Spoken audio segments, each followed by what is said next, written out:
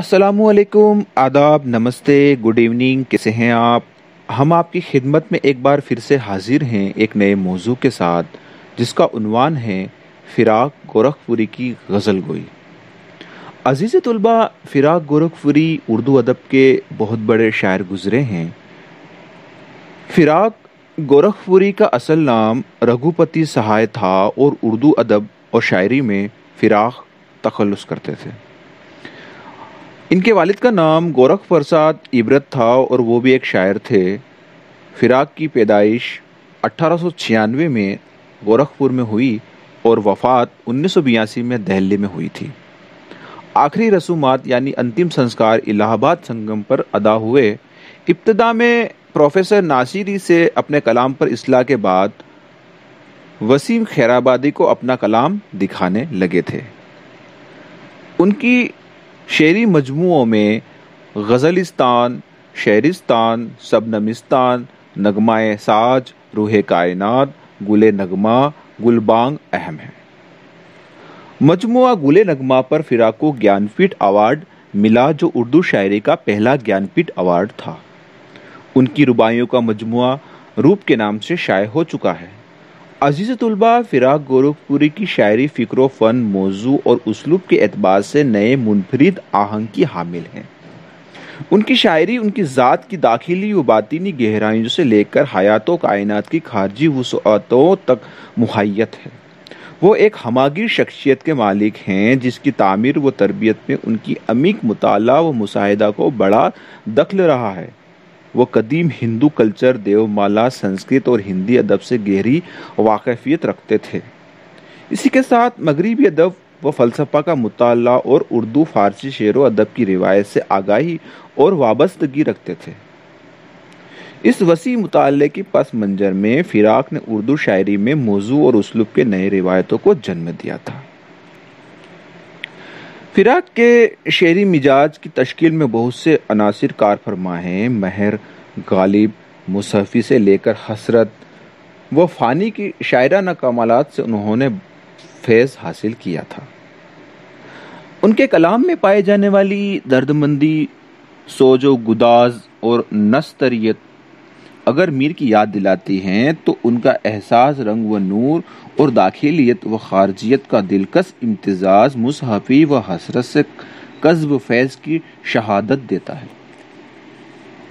ان کے تفکر اور فلسفانہ بصیرت میں غالب کا رنگ نمایاں ہے۔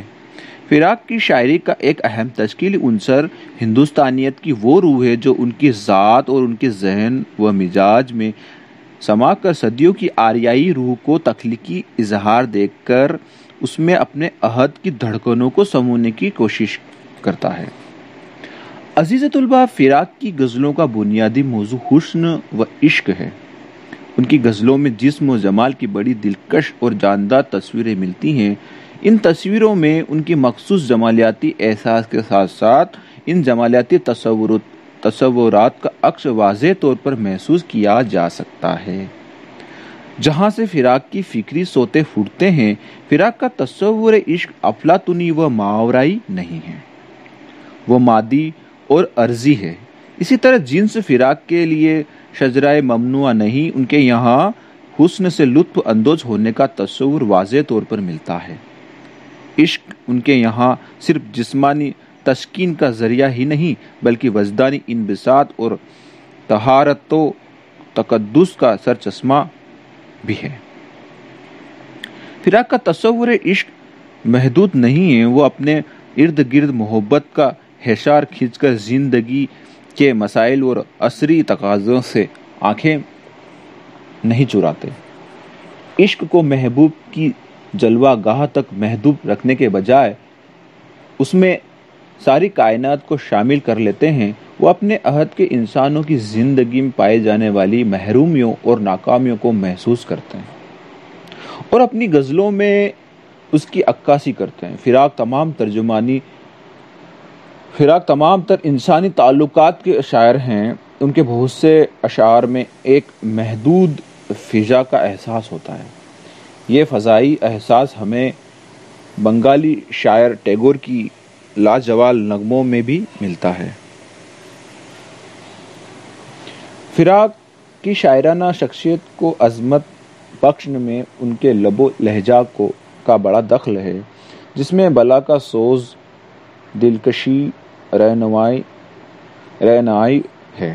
انہوں نے اپنے ہماگیر تجربوں کے نئے لب و لہجہ اور نئے آہنگ کے ساتھ پیش کر کے کائنات غزل کو وسعت بخشی۔ فراق کی تسبیحوں اور استعاروں میں ہندوستانیت کی روح پائی جاتی ہے،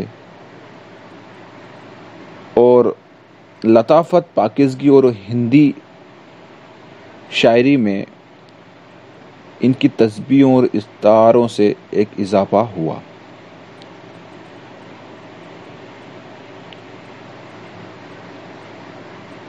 عزیز طلبہ، فراق گورکھپوری کی شاعری میں تسبیحوں اور استعاروں میں ہندوستانیت کی روح میں پائے جانے والی لطافت، پاکیزگی اور ہندی شاعری میں پائی جانے والی عرضیت، نغمگی، موسیقیت اور سرساری کو اس طرح سمویا ہے کہ ان کی غزلوں میں بڑی دلکشی اور تازگی پیدا ہو گئی ہے۔ عزیز طلبہ، فراق گورکھپوری کو ہم اتنے کم ٹائم میں نہیں سمجھ سکتے۔ ان کا مطالعہ کرنے کے لیے ہمیں ایک تفصیلی گفتگو کی ضرورت ہے۔ ان کی شاعری، فن، شخصیت کو سمجھنے کے لیے ہمیں ان کا بڑی گہرائی سے مطالعہ کرنا ہوگا۔ مستقبل میں کوشش رہے گی کہ ہم جب کلاس روم میں ملیں تو ہم آپس میں بیٹھ کر، سامنے سامنے بیٹھ کر تفصیلی گفتگو فراق کی شخصیت اور فن پر کریں، اور میں آپ سے بھی امید رکھتا ہوں کہ آپ بھی فراق کو تفصیل سے جاننے کی کوشش کریں، اور ان کی شاعری میں جو خصوصیات چھپی ہوئی ہیں اس کو سمجھنے کی کوشش کریں اور منظر عام پر لانے کی کوشش کریں، اور ساتھ ہی ساتھ اپنے نصاب میں شامل جو غزلیں ہیں ان کا مطالعہ بڑی گہرائی سے کریں۔ ہم بھی آگے کے لیکچر میں ان کی غزلوں کے اشعار کو سمجھنے کی کوشش کریں گے۔ اسی کے ساتھ میں اپنی بات کو یہیں ختم کرتا ہوں اور آپ سے رخصت چاہتا ہوں۔ دعاؤں میں یاد رکھنا، اور کورونا کی اس دور میں اناوشک یا بنا وجہ کے ادھر ادھر نکلنے کی بجائے آپ اپنی اسٹڈی پہ دھیان دیں، اور لگاتار جو ہمارا یوٹیوب چینل ہے اس کو دیکھیں۔ ادب کے علاوہ دوسرے جو آپ کے سبجیکٹ ہیں ان کا بھی مطالعہ گہرائی سے کریں، تاکہ آپ اپنے ایگزام میں اچھے نمبر حاصل کر سکیں۔ شکریہ، تھینک یو، ملیں گے، اللہ حافظ۔